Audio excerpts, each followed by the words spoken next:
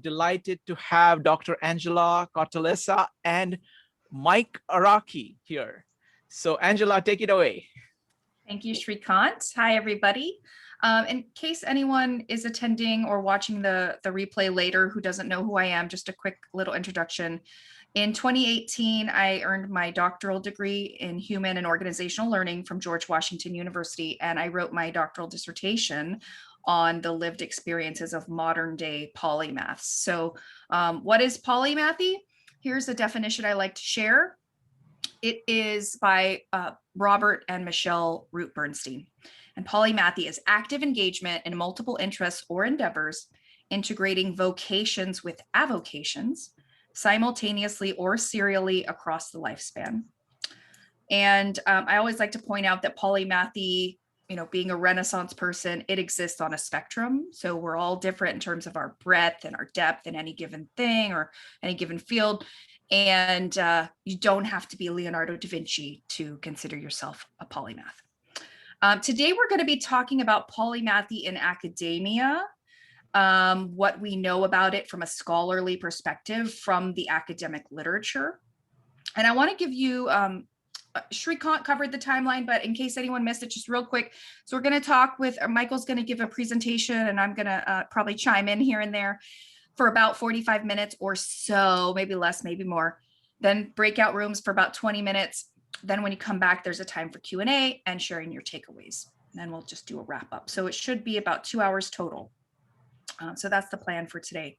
Now, let me share with you guys how I know Michael, who, by the way, is zooming in from Brazil. Yeah. So in 2018, when I finished my doctoral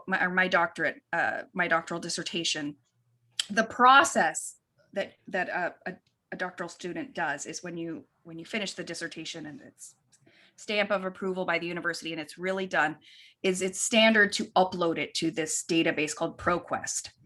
And I remember sitting at my computer and the relief I felt getting that into ProQuest and really being done with it. And literally within 1 minute of sending it to ProQuest and putting my dissertation out into the world, I emailed it to someone I had never spoken to, but knew very well in a way through his writing. And that was Robert Root Bernstein, whose articles I had referenced heavily in my dissertation. I consider Robert Root Bernstein really one of the most influential scholars in polymathy studies, which is a very, very small field in academia. There's not a whole lot of academics who study this. And I was so pleased when Bob emailed me back. I felt like, to me, he was almost like a celebrity, like a nerdy academic version of like celebrity. And he wrote me back and he was very kind. And he even said he'd read my dissertation, but he also told me about this other person who had written a master's thesis on polymathy. And he gave me his name and email address. And that was Michael Araki.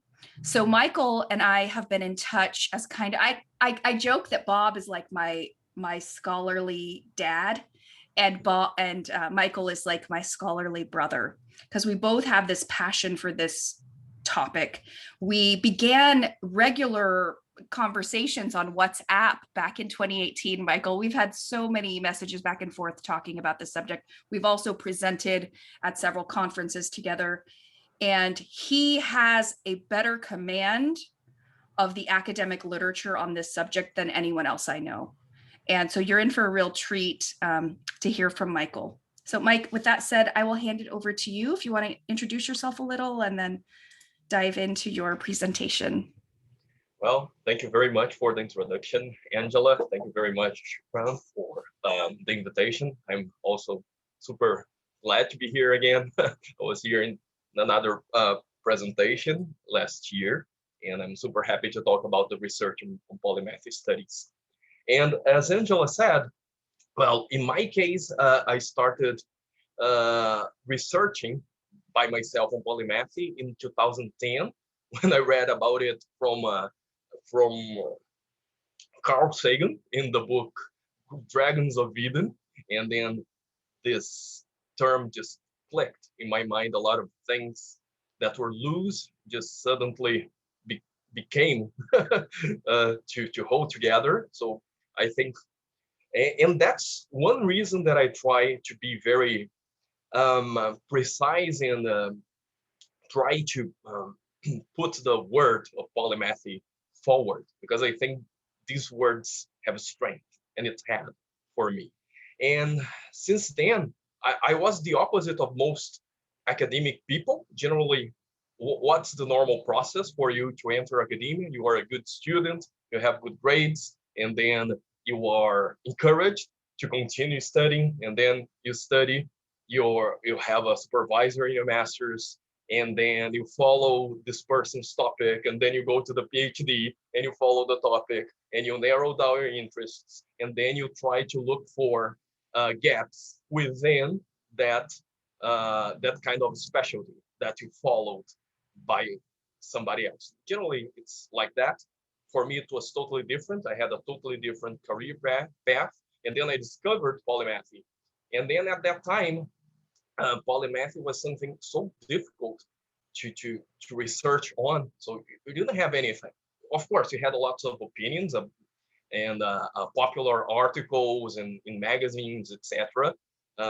Things that were insightful, of course, but you didn't have a body of systematic research on that. And that was very frustrating. And it was especially frustrating because I wanted to do my master's on that. And I had to convince a committee of people that are by definition conventional, because they answer to an institution, to a college, which has a disciplinary guideline. So you have to publish in this and this and this and this and these journals. If you don't publish in these journals, it doesn't matter the impact factor. It's out. Okay, it doesn't matter. So it's they have the uh, every department that I know in the world works like this. So I had to convince some people that I wanted to do something different, and that, oh, do you have other resources for that? Other people? Okay, I have this guy, Robert Woodward, thing, and that's basically all. Yeah. Yeah. Hey, Mike, can I add something in there too? I just wanted like observe that you basically were becoming specialized in being not too specialized. Like that's what being a polymathic scholar means and is, because you're in this academic environment that prizes hyper specialization, and you're studying something that is not hyper specialization. So you're kind of against the grain in that system doing that. So maybe that's part of too why there aren't too many scholars doing it in academia, right? Totally. Sorry, go on, go ahead. No, yeah, and that's the part of my political movement now to really push polymathy studies into academia, so into journals, into the mainstream. I want polymathy to go into the mainstream, and I think we have some possible paths.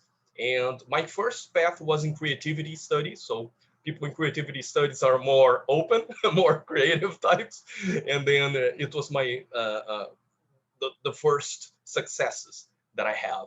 But now I'm in an entrepreneurship department, so I'm pushing polymath in a different field with a different context. But I have a strategy. It's going to become clear, hopefully, during my presentation. And yeah, so at that time, I wrote to Robert Bernstein, but it was 2013. So it was during the process of my master's, of writing my master's, and he was super kind as well, and very important for me as well. Just like I second everything that Angela said. Well, and since then, I continued to expand to understand better this phenomenon. And I think that's Angela touches on a very important thing here, your drive to acquire knowledge. So as I said, and that's not only me that says that, it's the conventional path. So you narrow down first, and then you fish for questions after.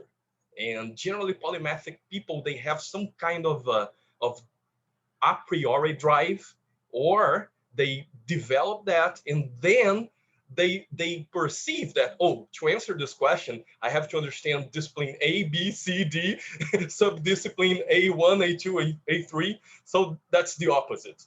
So I think that's a very important thing, which I called polymathic drive in my master's thesis, and that's something that I'm trying to expand now with a new concept called polymathic orientation, which I can quantify now. And I was late to, not late, but really I was bringing the last results that I had from two studies that I'm sending to publication, one about the scale and another using polymathic testing polymathic skills in the context of the COVID crisis for small business owners that are those people who suffered so much from this crisis. So I think if I could find something to that could be helpful in this situation, that would be good, and hopefully that will be published.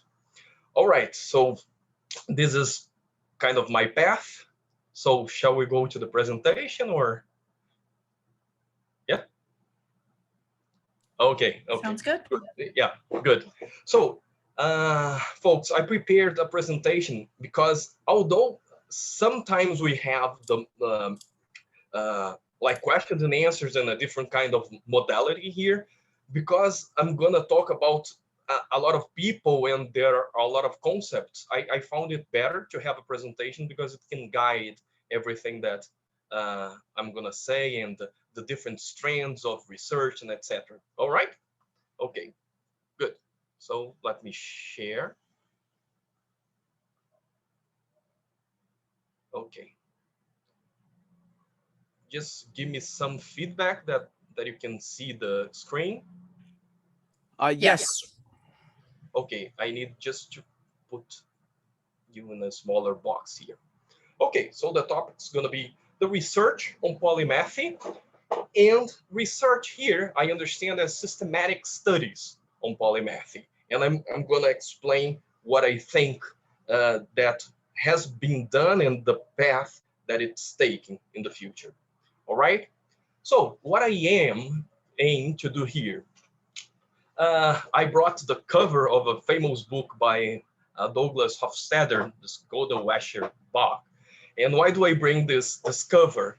It's because as any complex phenomenon, it's very difficult to have one perspective or one essence to it. So what this picture represents is that you have something, some kind of essence, some kind of substance that you can only try to how can I say, to uncover by taking this different perspectives, and then depending on the way you see it, it's gonna have a different outcome for you. For example, at the first wooden thing there could be either a G or an E, and the other thing there would also have the same outcomes. And if you look from a different perspective, it becomes a B, or both of them.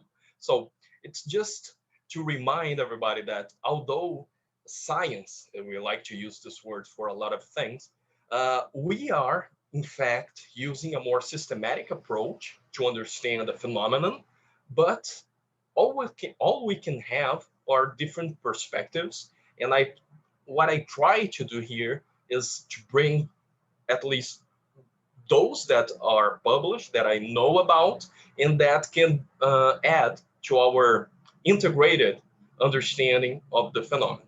All right, so let's go. First, a primer on how we do social science nowadays. Uh, First and foremost, every theory has its boundary conditions, even the theory of gravity. All right, it means that it won't work in every places, in all situations, all time and space. Okay, so when Einstein came with relativity, we discovered that the famous equation that a mass attracts a mass with the inverse relationship squared is not true in all cases, although it works pretty well here on planet Earth and in most of cases. And it's the same in social sciences. So you have to be very careful about which your assumptions are, okay, and how much or how far you are trying to or to what extent you can explain something with your theory, and how in practice we do this thing, how we do science in practice. So in the social science, we have these things called constructs, which are words, which are concepts that are defined in a more precise way. So we call them operational constructs. You can operationalize them. And you can make on the basis of that, you can make some propositions. So my educated guess is, for example, that polymathy as a construct that I define as such and such and such will be correlated with openness to experience, which is such and such and such. But of course, you have to convert it to variables so you can assess it. So I'm mainly talking about quantitative research here, but I have to convert polymathy to something that I can give a grade 1, 2, 3, 4, or 5, or 1 to 10, whatever. And the other concept has to follow the same thing. And then I have to make a hypothesis that is amenable to be falsifiable. Because if I say, oh, polymath is going to be related to openness to experience, and then you find a null result, a non-result. Oh, no, but in this occasion, this person, no. You can't go out using like a tangent every time. You have to commit to some assertion, and if it's false, and it has to be falsifiable. So somebody has to say, okay, we tried this and this didn't work. Okay, so this is the basic thing. Why am I saying this basic thing? Because we didn't have an operational definition of polymathy in most cases. So it wasn't easy to find for other constructs like personality traits like openness, or even leadership styles, or entrepreneurship. So every researcher has this toolkit of definitions in their field. And then for polymathy, it was very fuzzy, very difficult to find. Yeah, And very understudied. yeah, and Yeah. then nothing was clear. And everybody that tried to study polymathy, they did so in such a way that was not sometimes, how can I say, aligned with others. So there were conflicting definitions. It was not clear. So that was kind of a, sorry to say, a mess. So we had to organize something if we wanted to have like social science done about polymathy studies. Okay, so the path that I tried to take since 2013 during my master was to take this mere word, to make it a construct and to make it a variable, all right? And then, of course, people tried to do it before me. And how did they try to do? And is it like, does it have face validity?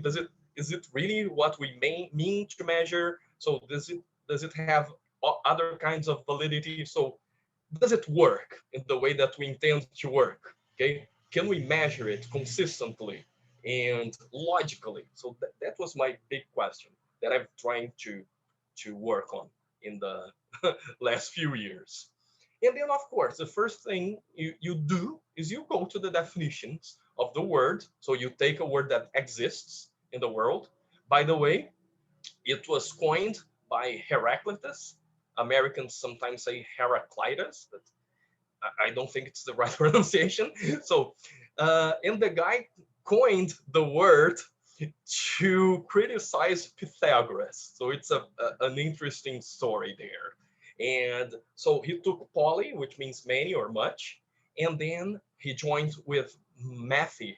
In fact, in the fragments used, he said, Pythagoras is terrible. He took a lot of things that he heard because he traveled to Egypt and everything. And he was very crazy, Pythagoras. He had a diet and he had like a whole norm or of how their students should live their lives. So the guy was kind of crazy. And Heraclitus, don't listen to this guy. he just put a lot of learnings together. So it's artful.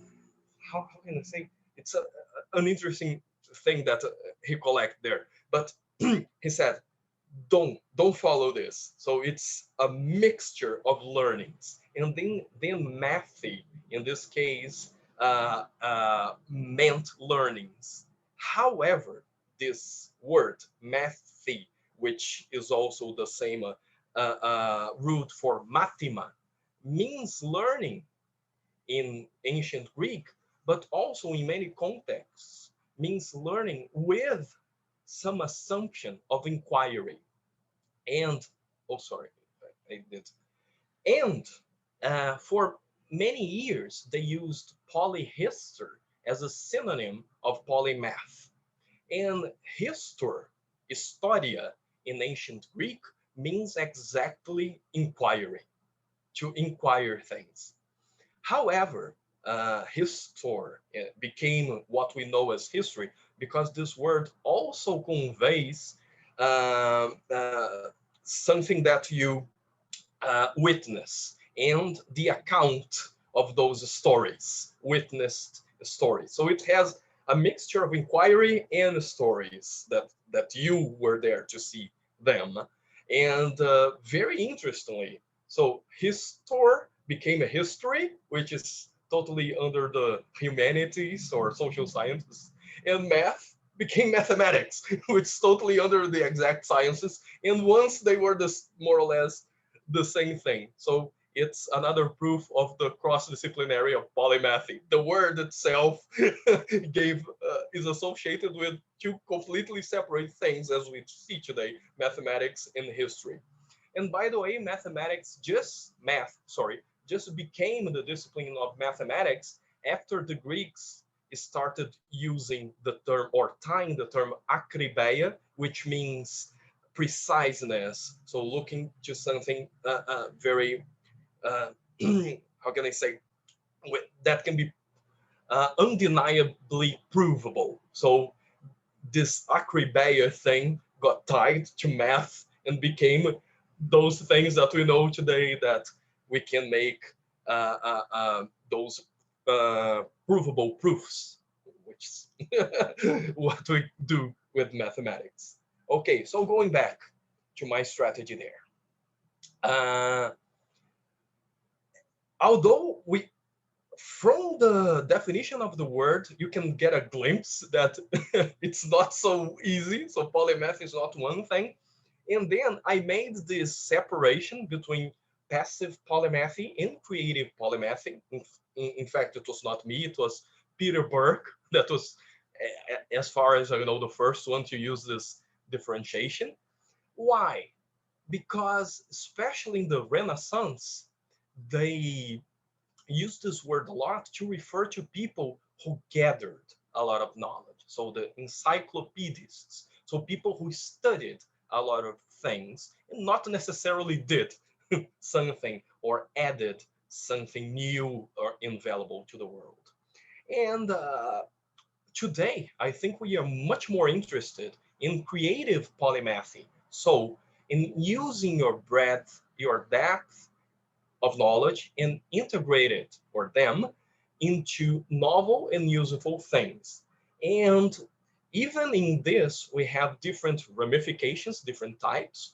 So Robert Ruth Bernstein and Michelle Ruth Bernstein, they generally use the term of vocations, and I generally define them as using a vocational polymathy, which is the definition that Angela gave. So when you have an active engagement in avocations and vocation throughout your life, and you can integrate them, mix them. Kaufman and Beghetto also had their model with different levels of creativity, from little C creativity, the everyday creativity, to big C creativity, super eminent, Leonardo da Vinci, whatever.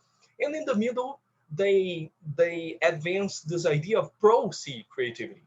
Wait a minute, being eminent depends on so many things, and sometimes people do wonderful work that doesn't, for some reason, doesn't become eminent. And the opposite is also true. Some people that are eminent today, in 10, 15 years, they will not stand the test of time, and then they will become less eminent. So let's try to see a middle term there, and that's the pro-C level of creativity. So being a competent professional that's able to give something new and useful to your profession. So it's a very important type of creativity. And we have polymaths of all types. So people that really achieve the big C, which is the super minority, and that's something that I really don't want the field of polymath studies to focus solely on. I think that's totally wrong because it depends on so many things. Okay, how many people in Africa, how many people in South Asia, how many people in South America have Nobel Prizes? That's a very, very small number. Are they less capable? Did they create less meaningful work? Perhaps, but that's totally clear that unless you believe that they are inferior for some reason, unless you believe that, that's totally clear that's an environmental issue to become eminent. Totally clear. And then we have this differentiation that for me is very important because some people are very drawn to acquire knowledge, to consume different things, to understand, but they don't go to this side here of the creativity. And I think that's also very, very important to highlight the experiential polymathy. Because when we talk about knowledge, people naturally tend to think about book knowledge, as I put here in the figure. But it's very important, and that's, let me put here, that once was a constitutional part of polymathy. This is the first study on polymathy in the Western, in the modern Western, not counting the Greeks. So it was in the 1607, I think. This is the second edition here, so it has a wrong date.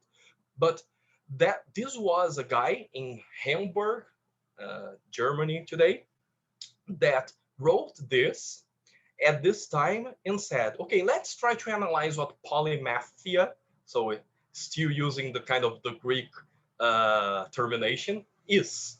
So it's a mix of doctrina and scientia. So it's the mix of the study of the written things that are, how can I say, our social knowledge. Okay, this tree here, branch, that's the social knowledge. But scientia here, that's something that you do yourself. So remember the polyhistory, the inquiry, it's this understanding that scientia was at that time. So it means inquisitione, so inquiry, peregritione, traveling, and parata, being prepared to do that. Okay, so you prepare yourself, you enhance yourself through seeing things, okay, oculis, and hearing things. So it once was a constitutional part of polymathy, not only the social book knowledge, which would be more in these categories today.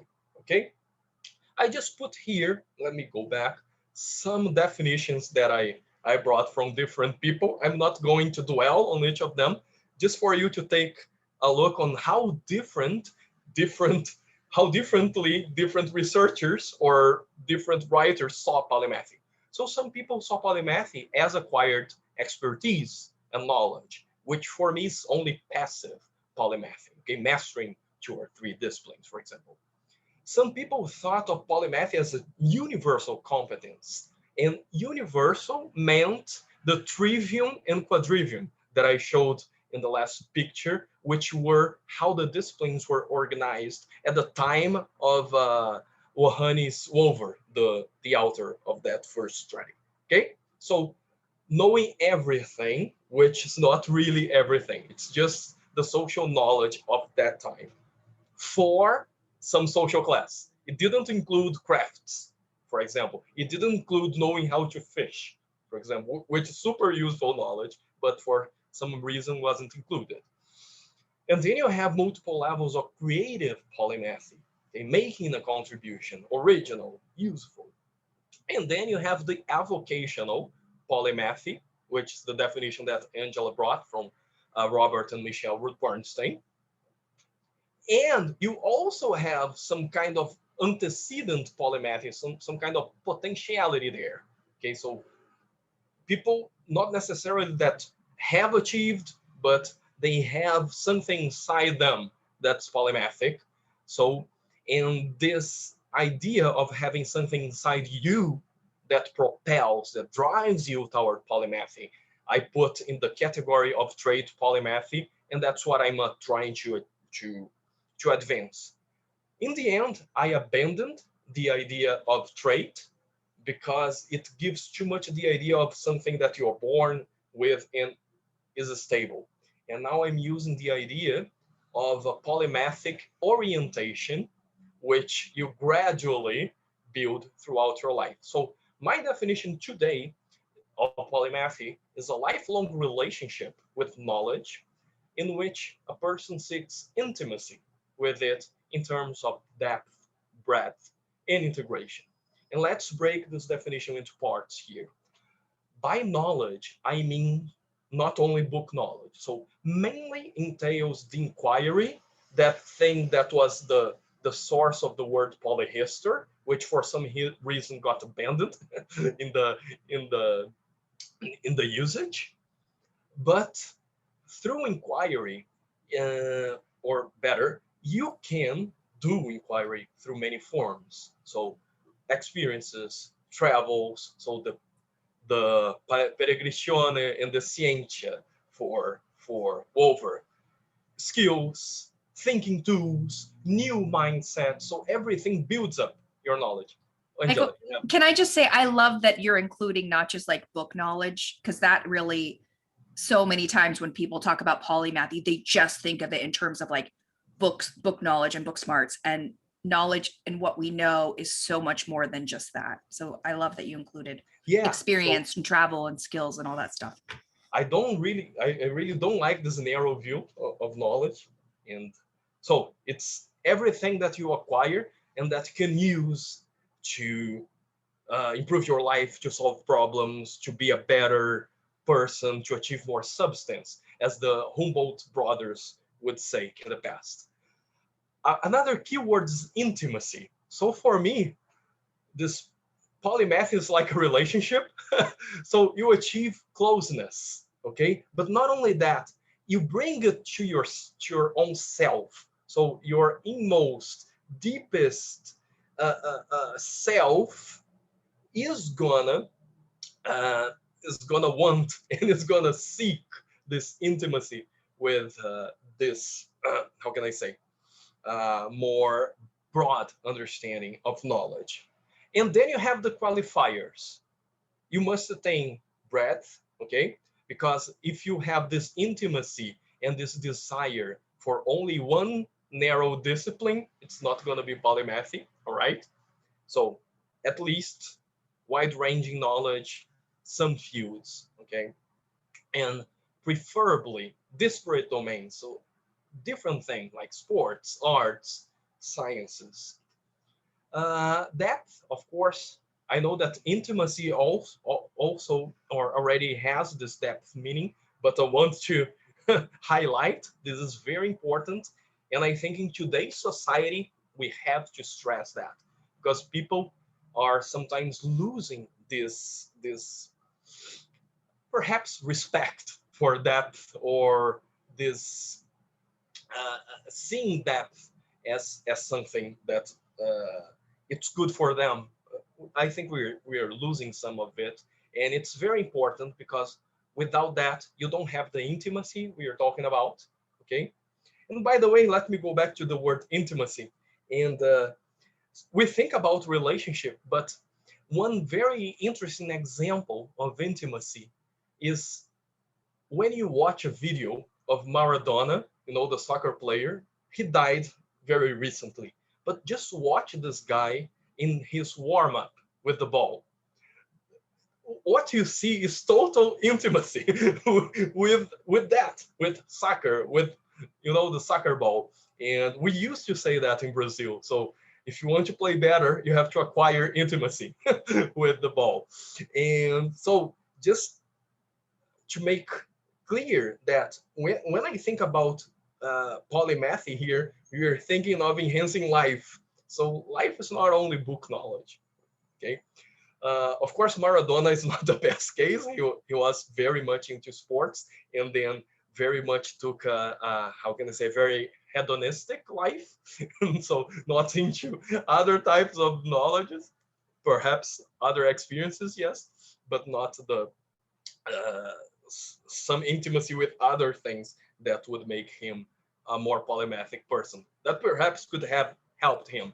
But in any case, the last element besides depth and breadth is integration, and it's also in the Robert and Michel's definition when they say that it's important to mix vocations and avocations, right?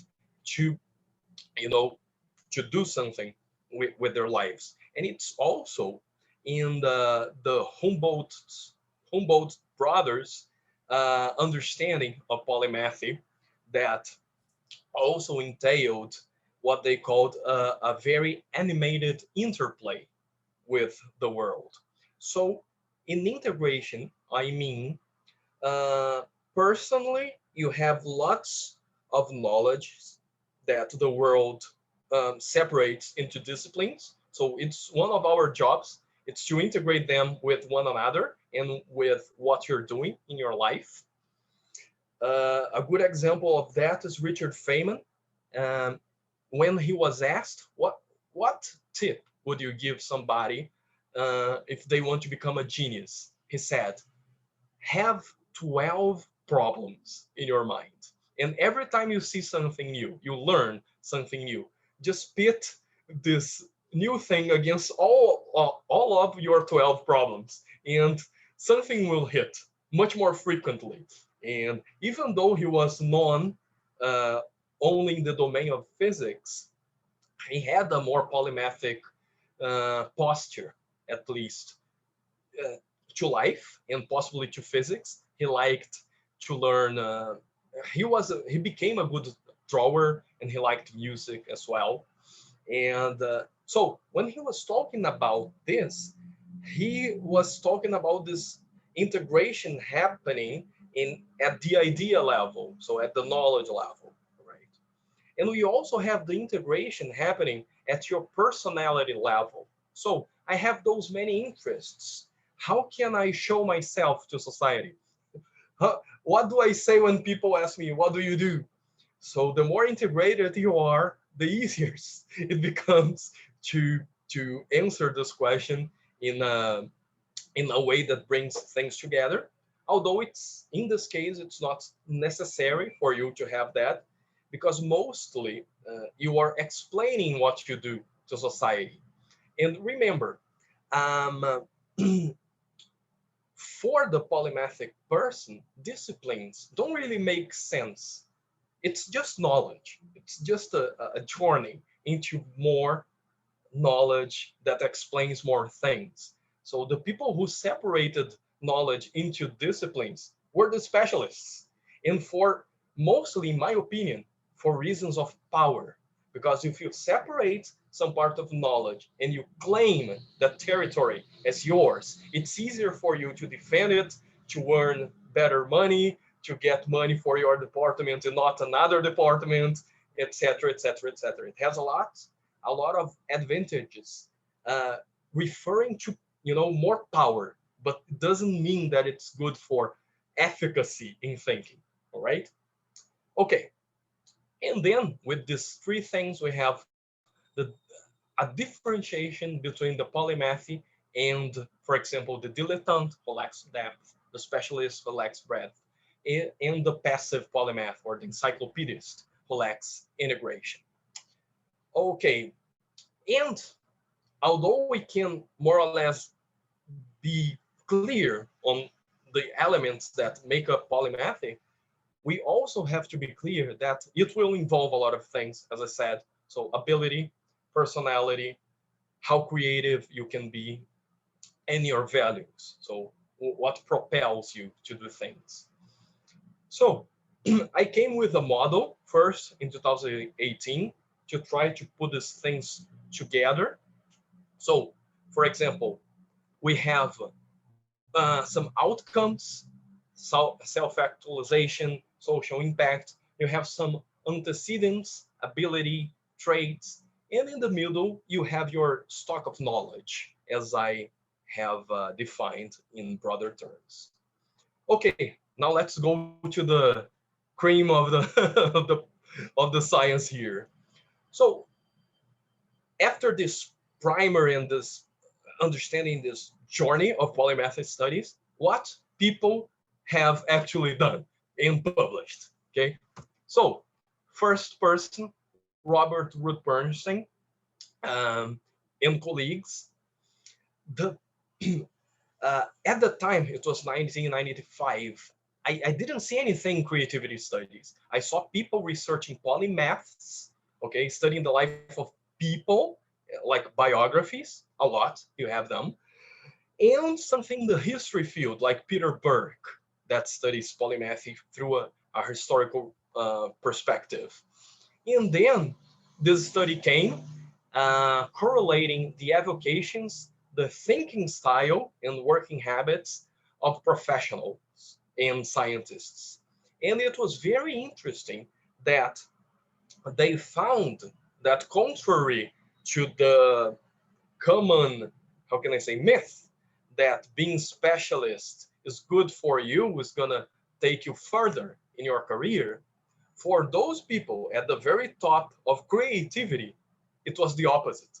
They were much more polymathic, it meaning they had much broader, much more different avocations, and they took it seriously, much more than those people who were less successful. So if you want to become a normal person in the field, okay, be a specialist. But if you want to achieve top creativity, it may not be the best strategy. Moreover, they studied, they interviewed these people. So like Nobel Prizes versus people who are in the social, in the science academy versus people who are in professional uh, groups just. And it was remarkable to find that those people who were more conventional creators thought like that. Oh, I can't take too many avocations because it's gonna reduce my time and it's gonna be bad for my career. And for the very creative people, it was the opposite. So no, it's totally important for me. If I don't do that, I can't relax. So if I have a difficult problem, I just, for example, Einstein, I go to my violin, or Nabokov. When I'm catching butterflies and study them, it's when I can develop the ideas of my book. So these top creators really seemed to think differently and more polymathically. Uh, so Robert Michel and another group had a very recent article in the Proceedings of the National Academy of Sciences, a very top journal. And they used what I'm also calling a vocational polymathy. So how people that create patents differ in terms of avocations. So they are doing a lot of studies following up on this idea of a vocational polymathy and tools for thinking. So one important point of Robert and Michelle and colleagues is that we don't think in the language that we use as our outcome. We think pre-verbally, we think in sensations, in intuitions, and then we translate our thinking to the disciplinary standards, equations, stories, poems, etc. They generally start and are developed intuitively. It's a very important point. And this intuition is totally cross disciplinary. In fact, disciplinarity doesn't make sense for this pre-verbal inner thinking. And another study of Robert and Michelle was about the different types of polymathy throughout their lives. So not only look at the cross section of the individual. So how do we have polymaths with different trajectories? Yes, we do. So some people, they are like monomaths, this type 1, just one thing. Some people start broad and then just focus on another thing. That's what society mostly pushes people to do. Some people remain super broad, but it runs the risk of dilettancy. Some people start it. That's not so rare. For it may be interesting, but for those people, what's the name, that have a talent at a very young age, the spring prodigies. Yes, prodigies.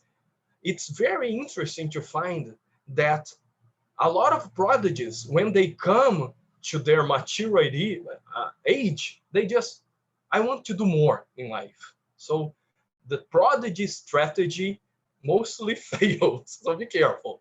And they have this type 5 and type 6, which would be the sequential polymath and the person with breadth and more sequential polymathy as well. Another strand of studies refer to this historiometric, mainly chiefed by Dean Keith Simonton, so one of the most important people to study geniuses. And he had this PhD student that was interested in the versatility of geniuses. And they found that a significant amount of their genius sample was versatile. And it included, for example, the domain of music, where most people are not so versatile. Generally, music, for some reason, has less versatile geniuses. But in any case, almost 40% of them were versatile. And then they develop a scale. So this is about dead people, okay? So geniuses that were, how can I say, recognizably eminent.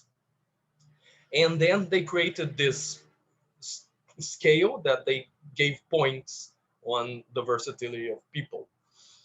And they were trying to find if there were some other personality traits that could help explain or that were correlated with this versatility in the geniuses. And just keep note of this point study, openness and topical diversity correlation, because after that I made myself a study, right? But in any case, those two measures were not super correlated, one type of diversity and versatility, but they did indicate something here. We had another study on personality, and at the time, 2006, there was a very heated debate on whether creativity was domain specific or domain general. And Ivichevich and Meyer studied different types of creativity: conventional creativity, everyday creative individuals, artists, scholars, and they found they weren't looking for that, but it emerged from the data that some people were Renaissance individuals, polymaths. So they had this kind of cross-domain creativity. After that, we had the study of Siriraman. It was also a phenomenological study, so qualitative. He got people that were trained to be math teachers, and he gave a problem to them and asked them to express how they approached the problem. And some people have had more polymathic traits in approaching the problem. So he also draws on the work of Ruth Bernstein's. So thinking in analogy, which is integration in my vocabulary, an epistemological awareness means having some idea that something can be outside of my domain of knowledge. So more broad interests, shifts in perspective, in my opinion, different manifestations of depth, breadth, and integration. And he found these differences as well. And finally, that's uh, the path I'm taking now. I think the field needs a psychometric scale of polymathy. Okay, so what's a psychometric scale? In contrast with a historiometric scale that the guy needs to die for you to be able to gauge the level of polymathy, here we assume that polymathy is something that can be a drive inside the person. So the person, soccer here in Brazil. So the person can have inside in their innermost self a desire to progressively be more intimate with knowledge in terms of breadth, depth, and integration. And my scale has these three dimensions, and it worked fine. And more importantly, I need this concurrent validation. Okay, my scale works psychometrically. I mean, the factors work. So breadth means really breadth, and depth another thing, and integration is another thing. But does it work in comparison with other things in the world? So I came to another researcher, Irina Trofimova. She is in the McMaster University in Canada, and she has this great model of human behavior, of individual differences in human behavior. And in contrast with the Big Five model of personality, which is the most common and based on, how can I say, a questionnaire of adjectives. So, are you, how can I say, mostly happy? So, do you worry a lot? So, this is the Big Five. So, based on a list of words, how do you describe yourself, or how do you describe people? And this is from the neuroscience and other experimental research. So, just being a little bit shorter here. Most importantly, they have this column, this row here, which talks about the things that are more complex in life, the problems that we need to stop and think to solve. And these two rows here talk about things that are more deterministic, that you don't need to invent every time to to construct your behavior. So every time you run the same way. Every time you speak the same way. Even though you invent the sentences, you don't invent their structure, their words, and you also have similar sentences to be based upon. So these three things, probabilistic processing, plasticity, and mental endurance, would be connected to polymathic drive. And the last row talks about the emotional aspects. And the most important of them is neuroticism, which is fear of the unknown, or a more, how can I say, you have your neuroscience here gives a more negative feedback to you when you face uncertainty, when you face novelty, okay? And it can overwhelm you, and then you learn to avoid this type of things. So polymathic people, they are kind of daredevils, especially creative polymaths. So they can't have that. And some satisfaction, I mean, this is some sense of self-approval, because you have to go against a disciplinary stream, and you have to be sure about about yourself. So you have a mix of emotional and cortical traits. Let me go to the findings here. These are the three cortical traits, okay? Those are the ability to sustain attention, the ability of plasticity to integrate new actions when provided with new context, and the ability to think in probabilistic terms, meaning to get pieces of reality and build like theories in your mind, okay? How things work. So how things work in this column, how plastic you are in your thought, and how can you sustain attention. And those three are related to polymathy, but to different aspects of polymathy. So this is the composite scale, which is the average of the three. But let's take a look.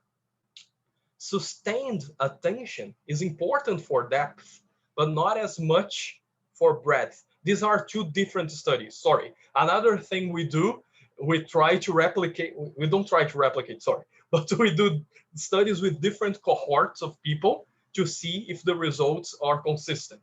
Okay, so I'm bringing those two studies here. These people here are younger people, and these people here are older people for some reason. These are professionals and these are students. And you can see some difference here as expected. So for breadth, how can I say? The ability to sustain attention is not so important. For depth, plasticity is not so important. But for full polymathy, it is, okay? And then you have this generativity, which is kind of the integration thing here. And remarkably, I had the same results. I did it again to see if I made some mistake, but it was very remarkable that I got the same correlations. And again, neuroticism had a negative impact, let's say, on neuroticism. We have some support for the ability to have self, confidence against the difficulties of life. And we also had some, especially in the second study, some correlation with sensation seeking. And my hypothesis is that in the scale of sensation seeking, there is also novelty seeking inside. So the drive to seek novelty. So it's a little bit of a confounding effect here. And you would expect, of course, a polymathic person to seek novelty just because it gives a good feeling for us. But it's not the dilettante, the person who seeks novelty after novelty and never gets intimacy. So this is some empirical support that for polymathy, you need the three things together. If not, you get a dilettante or a specialist, or if you don't have generativity, a person with only book knowledge or encyclopedism. All right? And then just to show that it was confirmed, neuroticism also confirmed, and some confirmation for sensation seeking. I'm not going to go very super into that, but it's a very interesting model. And I have a whole video talking with Irina Trofimova about that. And it also goes in line with some findings about neuroscience that have nothing to do with polymathy. They weren't looking at polymathy, but they were looking at how the prefrontal cortex and other parts of the brain work for highly creative people. And highly creative people seem to recruit more the prefrontal cortex, which is associated with these three traits here. And finally, as I told you in the beginning, I'm now in an entrepreneurship department. So I did two studies. First one to correlate polymathic orientation and entrepreneurship. And these are the results. So for general entrepreneurial behavior, there is a correlation between my scale of polymathy, the general scale, and being entrepreneurial. Most importantly, for entrepreneurs, people who are in a company, but they seek to bring new business within a company, or they are in the business of reinventing the business within the company. It didn't work for self-employed people, which is expected because self-employed people means a lot of people, like doctors who are super specialists, but they are not within a clinic, or lawyers and all kinds of people. So there was no relationship. But I think that more interestingly is my model here with small business owners, and how this is self-efficacy, and how the COVID crisis affect their self-efficacy. So uh, the first, like this relationship, the basic relationship is the following: the more that the more your business suffers, the worse you're going to feel, and the more you're going to lose your confidence, right? Because of the crisis. And then you may even not go on as an entrepreneur and quit this idea altogether. And then I asked, was there anything that could mitigate this problem? And let's go first. Or is there anything that makes this problem worse? And first of all, neuroticism makes this problem worse. So for people who are natural worriers or more anxious, so that have trait neuroticism, it became worse. So the problem of COVID crisis made their feel even worse than if they didn't have this trait. But for the people who had polymathic skills in this study, I gauged skills, not their orientation. I wanted to know if they really did different things, okay? And for those people, having a wider range of skills did mitigate the effect, did make did make them keep their idea that they could be effective, that they could be self-efficacious even in the time of crisis. And this is something that is a new study, and it can be an interesting path, not only in creativity studies, so in other fields, in this case, entrepreneurship research. And this is what I have for now. I think I used all my time, right? What time is it? It is. We've been going for No problem. about an hour. Yeah. Okay. But this is it. This is the end of my presentation. So I talked about how difficult it is to transfer an idea, a word, a concept, and make it amenable to scientific research. I talked about how different people did that, okay, and the different perspectives that we have on polymathy, and mainly Ruth Bernstein and Simonton and Sri Raman and Ivichevich, and of course Angela. I didn't bring your work here, but you should be there with the first work, the first phenomenological work on the lived experiences of modern polymathic people that are there living and doing things today. And I think we have good prospects of research to all of these paths. And, and I really expect that now with a scale of a polymathic orientation scale, it will, open a boom. So a lot of research can be done.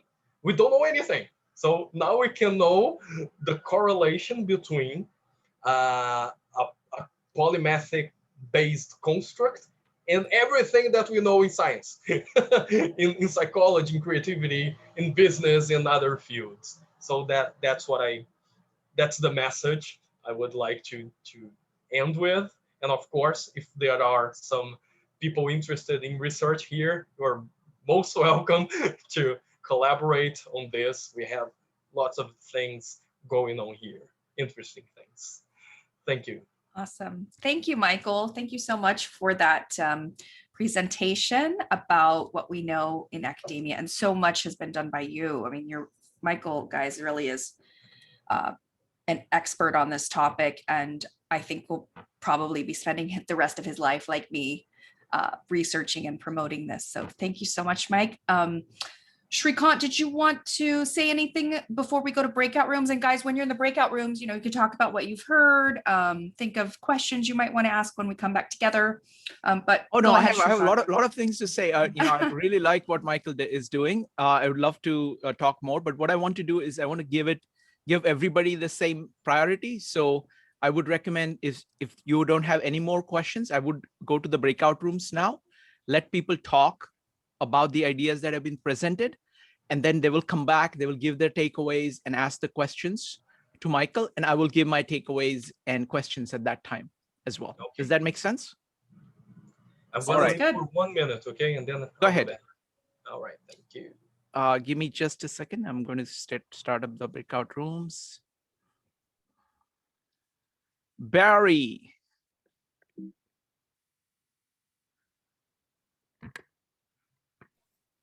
Okay, I just hit the wrong button, but my takeaway is we just had a really nice discussion with Jennifer, Chris, and Kimberly, and I've been reading a lot of books about what are the traits that distinguish a polymath from a monomath or just an average person.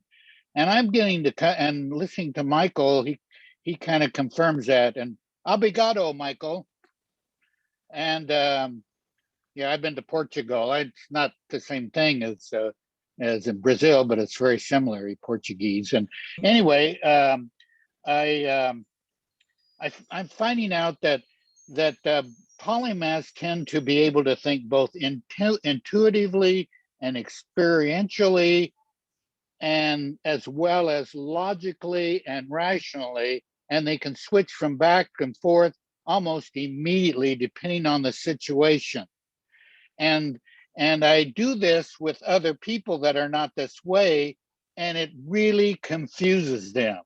And when they want to control me or manipulate me, they get really frustrated because I can relate to some experience or some movie or some book, or and I can just jump all over the place, but it's still on topic.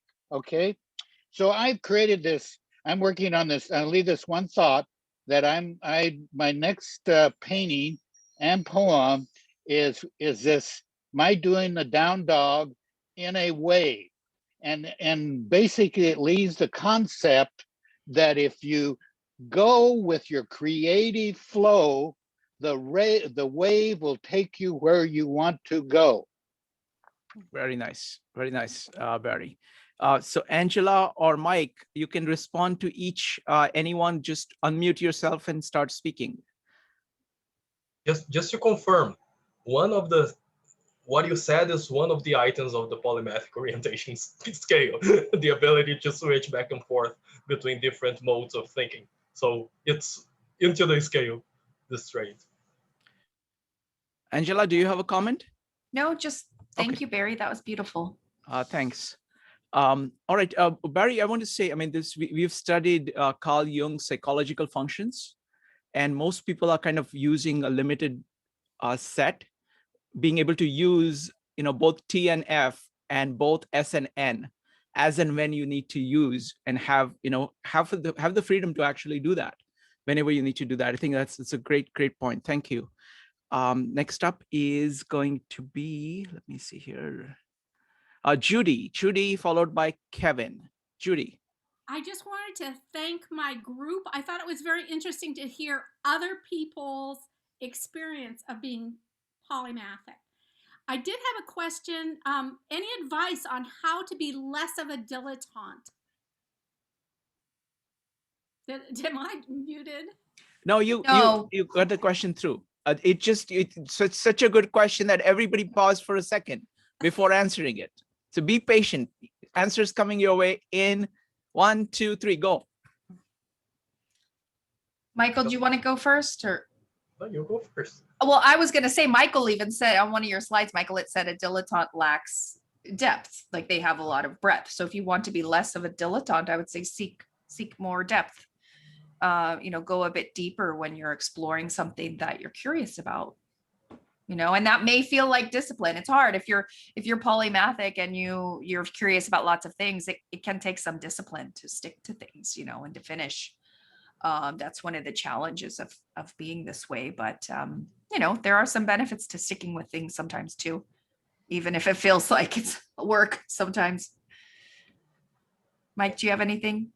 Yeah, one thing that I didn't explore here that's very important is the distinction between the knowledge and the field. The field are the people who are working with those set of facts, methods, etc., etc. You have to seek people in that field. So when you enter a field, you are, you know, you are carried by the wave. But the thing is, be careful not, you know, to be carried over by that wave. Retain your own self, retain your own polymathy, your own vision. Disagree with them, but if you want more depth, you should join some people who are working on that, a field. So I think that's Yeah. What I would recommend is that, you know, you really need to find something that you're really passionate about, so you find it's worthwhile putting as many cycles on it as possible. So then you can go deep into it, because you don't have to go deep everywhere. But if you can go deep on something, it actually enables you to leverage all the breadth that you have achieved on that one point. But that point has to be something that you are passionate enough about, that you think it is worthwhile to do that. That's a good point, Shrikant. I wouldn't force yourself to go deep on something if you hate it. Don't do it. Just don't do it. Go, you know, follow your passions and your curiosity. And if you do that, then it shouldn't be so hard to go deep there, right? Like, because it's interesting to you. So Thanks. follow your passion. The thing is, I would do. You have to bother. In research, we have that. If you have a question, you have to bother about it enough, so you will want to, you know, to go into the details. If not, you're not gonna bother enough. You're gonna stay in a more superficial level. But yeah, of course, what Shrikant said, I think it's the first. It's your motivation, but assuming motivation and desire, I think we are also very, how can I say, gregarious people. So join a group of people that are doing that thing. I think it really helps. I'll add just one more thing. It's a question of difference between active and passive. Most dilettantes are like almost watching TV. They're just getting hit by different things which are producing emotion in them. So it's a very passive way of operating. When you're trying to build something yourself, something that you love building, then you are active and you're bringing in everything. And that allows you to go in depth because you are building something, not just taking in something. Next up is going to be Kevin and Chris. Kevin. Yes, thank you. Thank you, Miko and Angela. If one word to describe my takeaway, it is integration. Polymath logic could be vertical integration or lateral integration, which is a positive way. If you don't integrate it yourself, they can use the slowly passive accept it. Learning is not just the survival, it's also to have fun. That's a bit of polymath, I would say. I'm going to share 2 examples from 52 Ideas Meetup from yesterday. One is about house device. Actually, Srinka asked the presenter. He said high quality relationship with home and the work is the key for house. It's applied to everyone. I like this one. And the second was about the loop about snowmobile. That's a great example of integration. From different way they put a snowmobile. Thank you. Bye now. Thank you. I just want to talk about that snowmobile. It was the most amazing, presentation that we have had here. This was a presentation by on the ideas of John Boyd, the OODA loop, of how do you deal with fast changing situations. And the person who worked with John Boyd for 20 years and has given that presentation to the Marines for the past 25 years, dozens of times, came and gave us the same presentation of how do you operate. So it is a deepest workshop that we have done, interactive workshop that we've done. So it's on the 52 Living Ideas YouTube channel. I've just published it, so you're welcome to look at it. It's profound. The title is called Evolutionary Epistemology. That how do you make sure that your ideas evolve to shape and be shaped by the changing context around you. Next up is Chris. Well, I just have to say again, Shrikant, always have the best guest. Angela, really appreciate all of it. You know, I learned a lot from Dr. Catalesa, and I learned a lot from Dr. Araki in this situation. And I heard a lot of people bring up integration. And I think that is the most important aspect, right? It's one thing to learn in an academic environment. And one of the things that's most impressive about Dr. Araki's career is his focus on entrepreneurship. That is a prime example of a field, an industry that requires some of the most polymathic skills out there. It's not meant for everyone. It's hyper stressful. The stability and some of the things we all yearn for do not exist.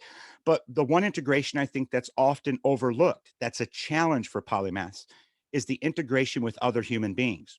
Because you see, it's one thing to be able to find yourself as a creative sitting in a room of all mathematicians and find success formulaically. But then to get them to buy in that your opinion matters at the same level is a challenge.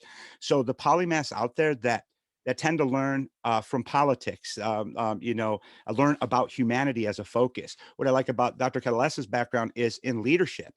And that skill set right there has helped her unite so many polymaths in the polymath place.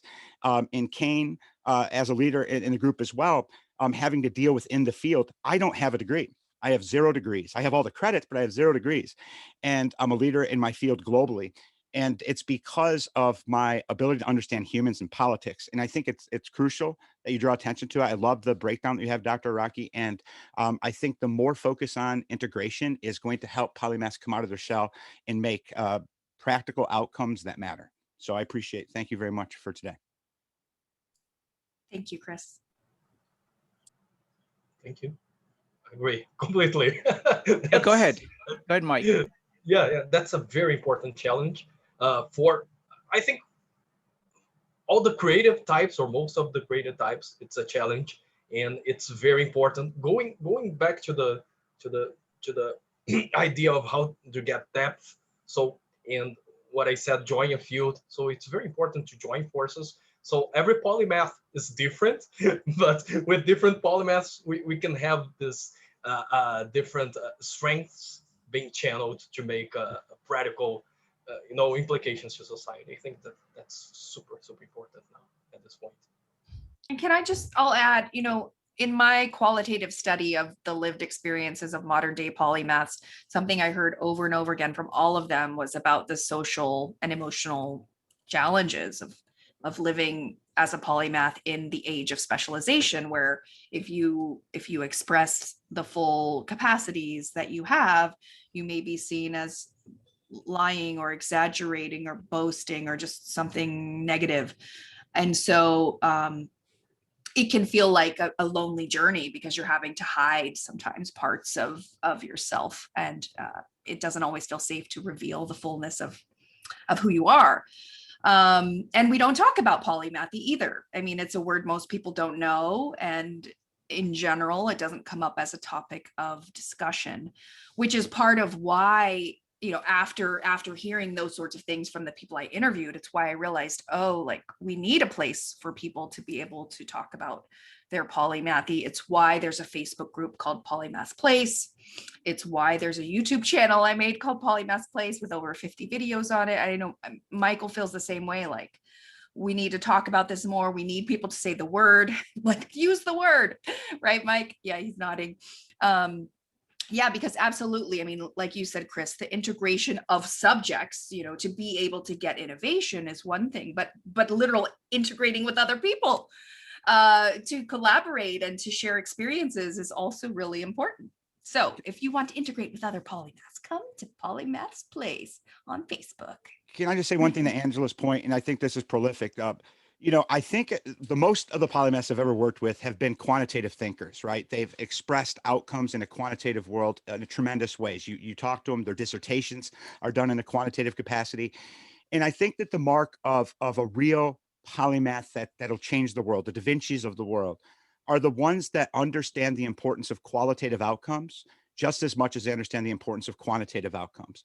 Because with qualitative outcomes and quantitative outcomes together, you have what moves humanity. And that has not been seen very often. I'm more of a qualitative outcome type person. The world that I work in is purely quantitative and in terms of numbers. And it's interesting because in marketing and stuff like this, it's really about the bottom line. But what I love about what's going on in society with all the social movements, it paints qualitative outcomes as something that matters as well. So there's never been a time where polymathy is more needed and more important than right now, but also with a pathway to actually do something with it. Thank you, Chris. Fantastic, Chris. All right. So if anybody has any more comments or questions, Laura, go ahead. You need to unmute yourself. That's the quote of 2020 and 2021. You Yes, need to that's- unmute yourself. That Right, is, if there was. that's well, probably the truest thing we should say. No, I How don't many wanna times have we said that? overgeneralize, But I've been around a lot of math department people and physics people and chemistry people over the years. And I don't mean to say anything against them, but they are probably the least socially capable people I've ever met. They are really like in their own world, in their own domain. And they're they just don't have that quality, you know. They live in their world, you know. They don't come out of it. They're not even social among themselves particularly. But really they don't do well in public, I have to tell you. I don't know what it is, but so you do have something's gotta help those folks in that area. Let me have Mike or Angela respond to that. Mike or Angela, any comments? I don't really have a comment. I hear you. Sure. I hear you, Laura. Okay. So let me follow up on that. Mike, go ahead. Oh, yeah. Go first. I mean, this is a very large issue, and I want to ask Chris about this as well. I think there are kind of different, what shall I say, kind of different traditions that develop in a society. So there is the entire quantitative tradition, math tradition, where mathematicians, many people in software, many people in physics, chemistry, they have that, and they have an understanding of science, and they're very, very good at it, but they have not really focused on developing the human angle. I mean, the point that Chris talked about is a very large point, because actually what the way it happens in real world is that there are other people who understand science and the quant enough, at the same time have enough people skills to somehow manage to get these people to talk to each other well. Okay, so there is that skill of being kind of spanning those two worlds. Human beings are very different than the physical world, and the kind of skill set that you need to develop in order to deal with human beings is different. And some people do not take the effort to actually develop that skill set. It's enormously powerful.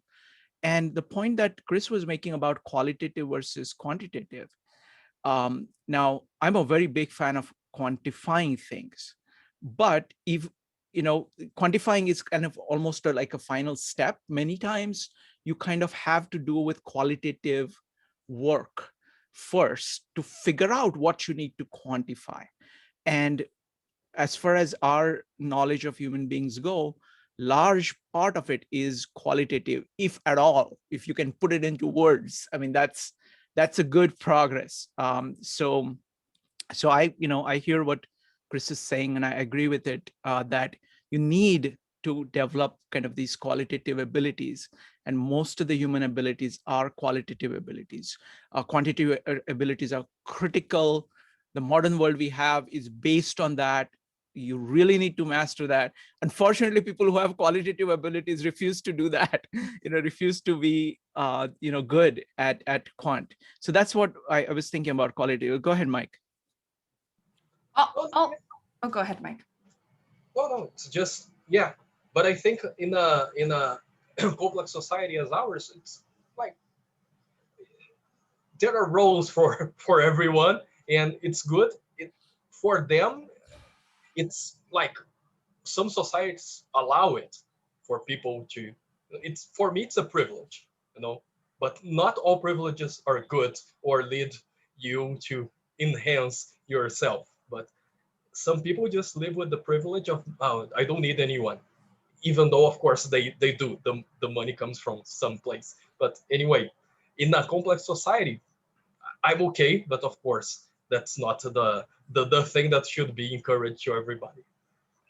I'll add too, in the study I did, I looked for people who had expertise in both the arts and the sciences. And I know those categories, like we made them up, and one could argue that it's arbitrary, making these different categorizations. But the one thing I'll say about, quantitative versus qualitative, art, science, like those sort of different fields is if you're polymathic person and you have one foot or one hand in both, it's almost as if you have to speak a different language in each world, and you have to be almost a different version of yourself in those worlds. And like there are different value sets in those different worlds. And that can be difficult to navigate, having to become a different version of yourself, depending on if you're in a quantitative, like scientific-y kind of group of people, or a more, human focused, qualitative, soft, fuzzy sort of environment. But I think there's advantages to being able to have your foot in both of those worlds and to operate. Is it helpful if people operate fully in one of quantitative or qualitative, art, science, whatever? Yeah, we need both. We need people we need all kinds of kinds, right? And I think the bottom line is for you to know what kind you are and to not force yourself to be something you're not, All right. So as there are no this one, let me go ahead and ask some questions to Mike. Is it okay if I talk to Mike for some time, Angela? Absolutely. Go for it. All right, Mike. So this is very excited because I'm glad that there aren't that many questions. So I get to ask you questions. Usually I give preference to everybody else's questions, so I don't get to talk to folks much. So Mike, the thing that remains with me from your last presentation is the identification of the breadth, depth, and integration. I think that's the most powerful integration that the kind of including all those three things, I think has been huge. And of that, the integration is a really, I think, kind of the linchpin, to kind of bring everything together, because otherwise the depth and breadth is kind of mechanical. It's easy to kind of measure that. So can you speak a little bit more about integration? How, like, for example, let's talk about, don't talk about your research, talk about yourself. What do you do with integration? How do you build your integration? Okay, just one thing, the symbol that I use for polymathy now, it's the infinity sign, and integration is in the middle, is the linchpin, and I have that. Oh, wonderful. Yeah, I changed. I used to use a triangle, but it was even a colleague from Brazil that said, don't use the triangle, use something different. And we came up with this idea of using the infinite sign, and the integration is the linchpin. And I think, yeah, it is kind of a, when I was thinking about that, I always felt that depth and breadth, I don't like dichotomies. First of all, one thing that some polymathic people have is that they are able to have different ideas in their minds at the same time. And I think it's about different perspectives. And integration was always a key issue. In my life, I had the very same problem that Angela described. So being a different person in different environments, it was bad. And especially during your formative years when you're a teenager and you know who I am. And that's so bad. And integration was kind of a illumination for me. After Polymathy was the first. It was like I was reading that book and, oh my God, this is it. So it for other folks, could you repeat what you mean by integration? What I mean, yeah, yes. yeah.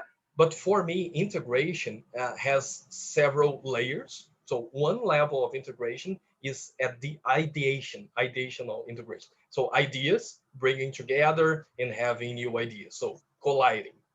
You have personality integration, which is so how I can uh, put all my interests in a synergistic network of enterprises using groupers terms. So at the personality level. So how can Michael arise from those, you know, uh, different facets? So I think it's a pursuit to leave the personas and find your true self.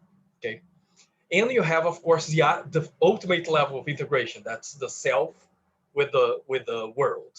So I just put a quote from Wilhelm Humboldt that he talks about this very animated interplay with society. That's the ultimate level of integration. So if you stop to think, of course, it's so good when you have different knowledge coming into your mind and then new things come and then things make sense. It's very good. But when you don't have the integration at the personality level, something is lacking.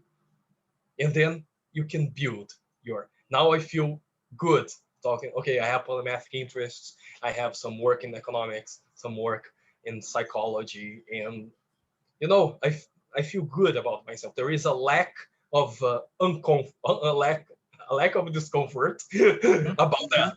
So you seek. I I like this negative thing. Yes. So you seek to remove this discomfort. All right. And now what I'm doing, as you asked about Michael, what I'm doing, I'm trying to find this integration with the larger society, mainly through my research, which I think it's a great comparative advantage that I have.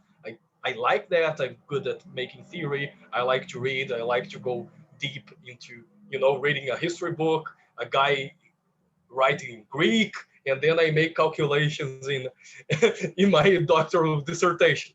I like to do that, and but what I'm trying to do now is, being able to leave this mark, which are, as you said, things that come from you to the world. So it's a cycle, right? So you get pieces from the world, and then it all happens here. Everything that has ever been done happened inside one of these boxes, right? Mhm. And then the other part of the cycle is what you put through. And for that, I recognize I lack, for example, the marketing skills, the publicity skills to make an even greater impact on another level of society. I think I have what it gets at the Mhm. academic level. Now, it took me, I don't know, 6 years to feel this way. But if you stop to think, its integration is the not only the linchpin, but the like the train that carries the Yes. your life. So No, that's my personal view. yeah, absolutely. It's a profound idea. I mean, the way in which, for example, one of my favorite thinkers is Louis Sullivan. He's an architect who is the father of the skyscraper. He's father of the modern architecture. So his idea, he says his autobiography is called Autobiography of an Idea. So for him, the idea is the integration. So his idea means he's looked at everything that the world has to offer, taken all of that in, and it's formed an integration, which is like his putting together of everything that he knows. And then all his ideas, all his life is kind of comes from that. Now it's a very lofty ideal because it encompasses everything that you have, everything that you have taken in, and it is the core of what you have to offer to the world. And then so it's like a funnel, it brings everything together and everything goes out from that. So it's so very much. So I'm going to do a whole series on kind of developing that idea. The other, go ahead. Going to the example of the math people that are so, into themselves, I think a great challenge is to communicate all of this richness that we have in our minds. So think about that.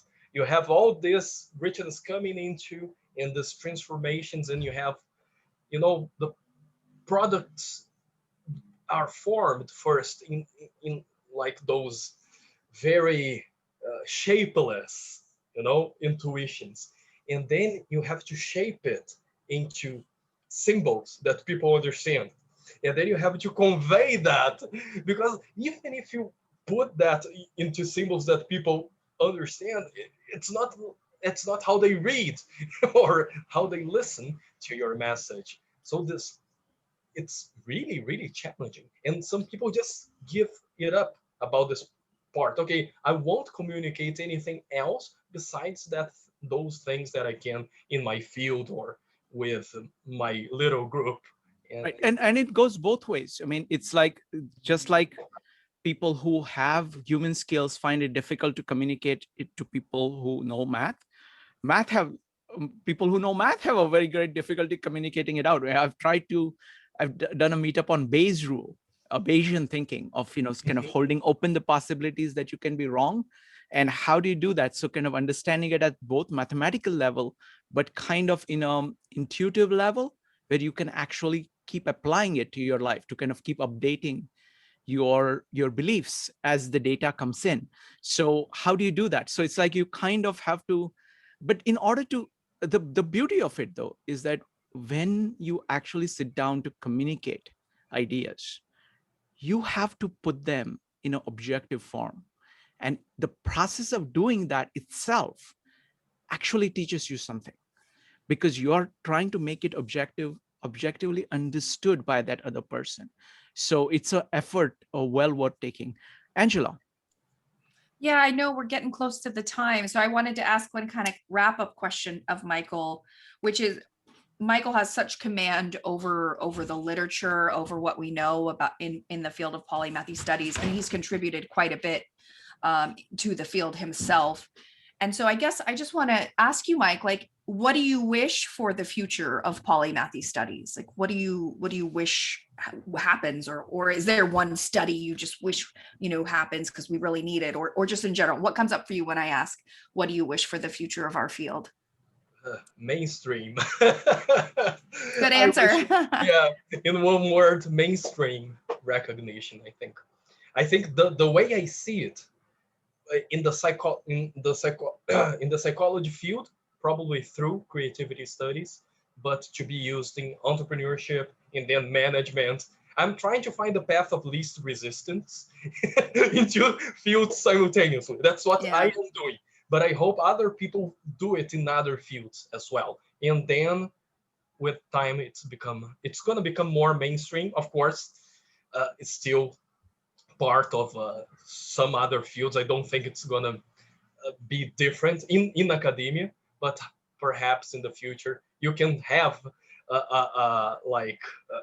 you can say in your department that I'm doing this kind of research. Yeah. Yeah, not be a black sheep or something, or alienate yourself.